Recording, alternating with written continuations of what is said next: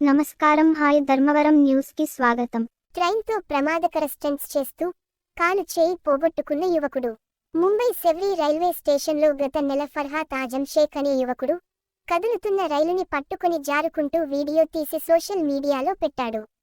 ఈ వీడియోలు వైరల్ అవ్వడంతో పోలీసుల దృష్టికి వెళ్లగా కేసు నమోదు చేసుకుని పోలీసులు గాలిస్తూ యువకుడి ఇంటికి వెళ్లారు. ఆ వీడియో చేసిన కొద్ది రోజుల తర్వాత ఏప్రిల్లో మరోసారి రైలుని పట్టుకుని స్టంట్స్ చేస్తుండగా ప్రమాదం జరిగి ఆజం షేక్ తన కాలు చేయిని పోగొట్టుకున్నాడు. ఇంటికి వెళ్లిన పోలీసులు ఆజం షేక్ పరిస్థితిని చూసి ఇలాంటి ప్రమాదకర స్టంట్స్ చేస్తూ ప్రాణాలు కోల్పోవద్దని విజ్ఞప్తి చేశారు. విశాఖపట్నం లంకెలపాలెం వద్ద పోలీసులు వాహన తనిఖీలు నిర్వహించారు. అనుమానాస్పదంగా తిరుగుతున్న ఒక కారును స్థానికులు గమనించి వెంటనే పోలీసులకు సమాచారం అందించారు. పోలీసులు కారును ఆపి తనిఖీ చేయగా అందులో 150 డబ్బాల్లో ఉన్న 300 కేజీల గంజాయిని స్వాధీనం చేసుకున్నారు. ఈ ఘటనలో హైదరాబాద్కు చెందిన సంతోష్ అనే వ్యక్తిని అరెస్టు చేయగా మరొక వ్యక్తి పరారయ్యారు.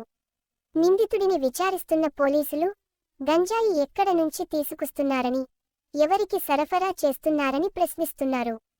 పూర్తి వివరాలు త్వరలో ప్రకటిస్తామని తెలిపారు. ముంబైలో రన్నింగ్ ట్రైన్లో నుండి ఓ యువకుడు కింద పడిపోయాడు.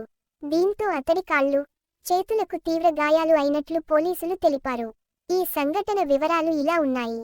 రన్నింగ్ ట్రైన్లో వేలాడి కింద పడిపోయినందుకు గాను 18 ఏళ్ల యువకుడిపై రైల్వే పోలీసులు కేసు నమోదు చేశారు.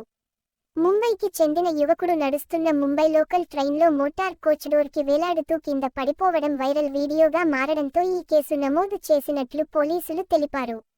ఆ వ్యక్తిని కాల్వకు చెందిన డానిష్ జాకీర్ హుస్సేన్ ఖాన్గా పోలీసులు గుర్తించారు.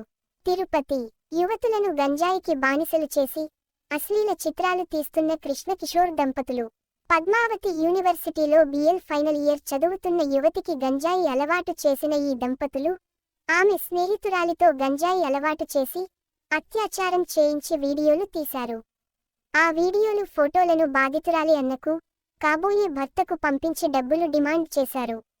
బాధితురాలు తిరుపతి రూరల్ పోలీసులను ఆశ్రయించడంతో పోలీసులు ఈ భార్యాభర్తలను రిమాండ్కు తరలించారు. గతంలోనూ ఓ యువతిని మోసం చేసి 5 లక్షలు కాజేసినట్టు విచారణలో వెల్లడైంది.